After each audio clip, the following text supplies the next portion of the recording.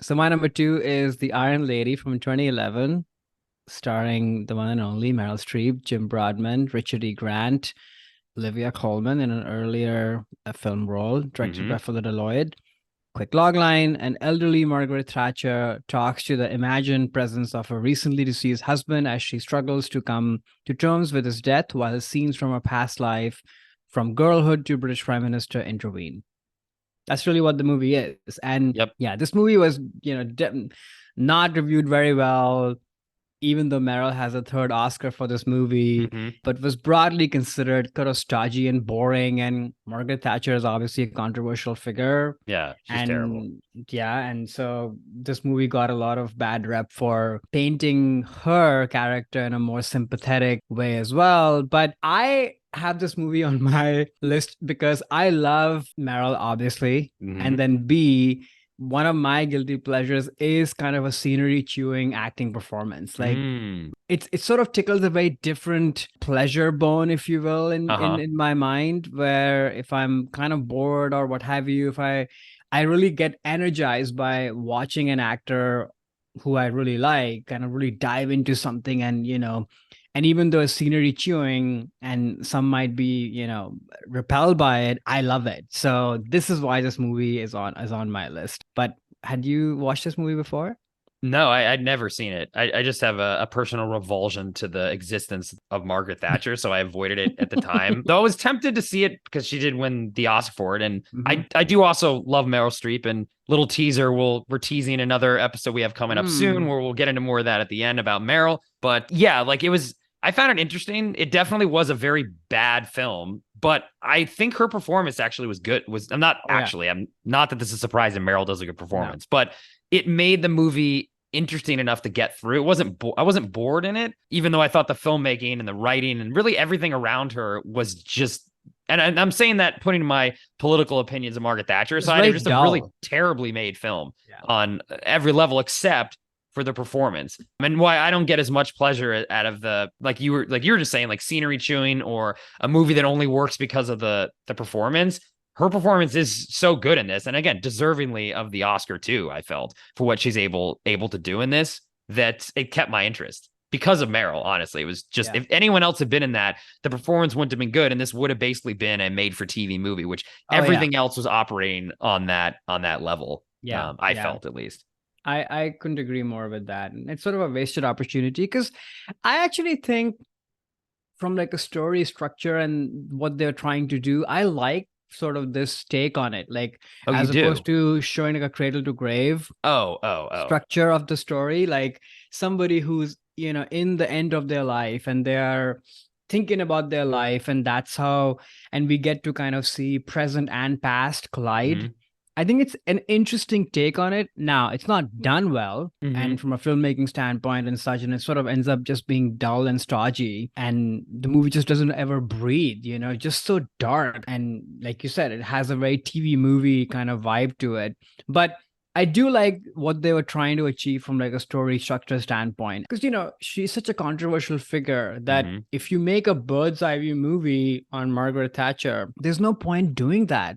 There are a million documentaries. Go watch that. As opposed to what they tried to do, I think, is that you're seeing her, Margaret Thatcher, from Hmm. her own eyes, which I think is kind of interesting. Now, again, it's not done well and it sort Right. of loses that thread across the movie. So, but yeah, her performance is amazing, obviously. I think the makeup, which also won the Oscar, is also pretty amazing. Like I know the opening scene where she's the old lady and buying milk at the Hmm. grocery at the little bodega. It's her. I'm still always stunned by the fact that it's her because Yeah. Yeah. it's just done so well, that the makeup and the body language, like all of it. I also feel a little bit guilty and bad that this movie has kind of started the trend of actor and makeup wins, or I should say Oh. actress and makeup wins. There Hmm. have been many of those, and I'm not a big fan of that. That, oh, the movie is not great and these are the only two nominations. I'm thinking Jessica Chastain, I'm thinking The Whale, which I have not watched, so I probably shouldn't comment on it, but it's they carry to the finish line, the makeup Hmm. and the performance. Hmm. I'm not the biggest fan of that trend. That said, for me, this is like a career Oscar for Meryl because she'd been nominated. I mean, the last one that she won before this was in the 80s. True. And she had like 20 nominations or however many between that Yeah. one. So Hmm. they were like, okay, fine, here it is. We give you Hmm. one. So it's sort of more of that. I'm still glad she has it, a third one. Yeah, But yeah, for sure. Me I too. wish she had it for something else and not this, to be very honest. That said, the scenery chewingness of it, and there's so many lines, just the way she delivers it, that are kind of embedded in my mind. Because I also a timing thing, because this is sort of when, and listeners will hear this in the Meryl episodes, 2009 and 10 is when I was really diving into her career Mm. Mm. in like a big, big way. So I think it hit me at the right point.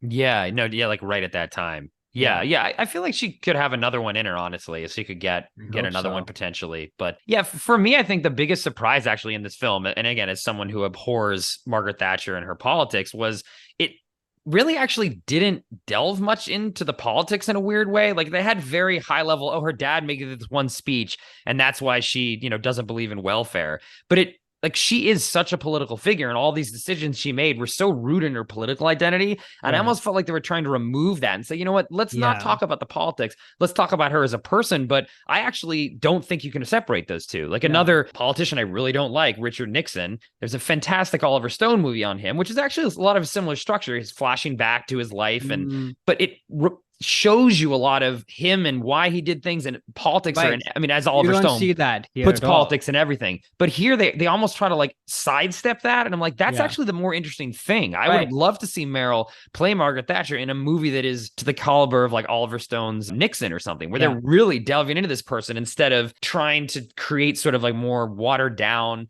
oh, let's focus it on, her being this woman in a man's world, which, yeah, that's an interesting angle, That's a even big though part of it, but that's not it the is. only part. Right. It's not the only And part. I then thought that also was sort really of, odd. missing out on life and the children and all Yeah. of that. Like, Yeah. I think those things are all interesting, but I totally agree with you. Like, Margaret Thatcher is rooted in her politics.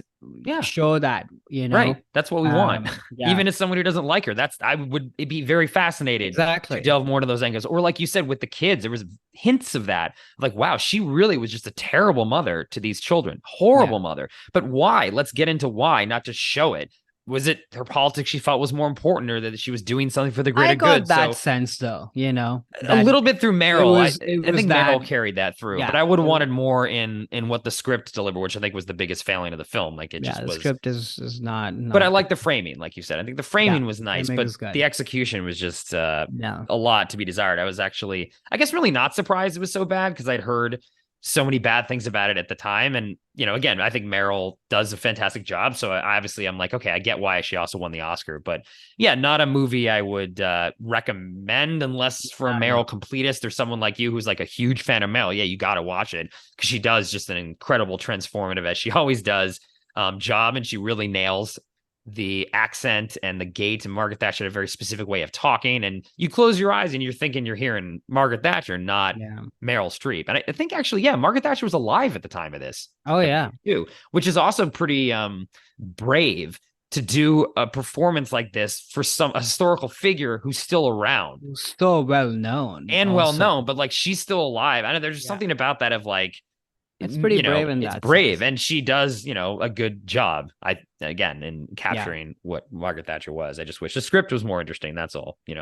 Yeah, no, I totally agree. It's a missed opportunity in that sense. But some of the scenes, like when she's totally losing it, I love those scenes in the boardrooms or conference rooms where she's giving shit to her team, and she's like, everybody has some of us have not worked today or whatever. I forget the exact line, but I love those scenes where she's like totally losing it. Hey there, it's Alex. If you like the review and discussion Karan and I just had, make sure you subscribe to our channel, Movies That Shaped Us, to get full episodes. Every other Wednesday, Karan and I cover a topic around important people, places, events, and moments in our lives, and then explore it through 3 of our favorite movies. Subscribe right now, or follow our podcast on Spotify or Apple Podcasts via the link in the description below. Hope you join us for the journey.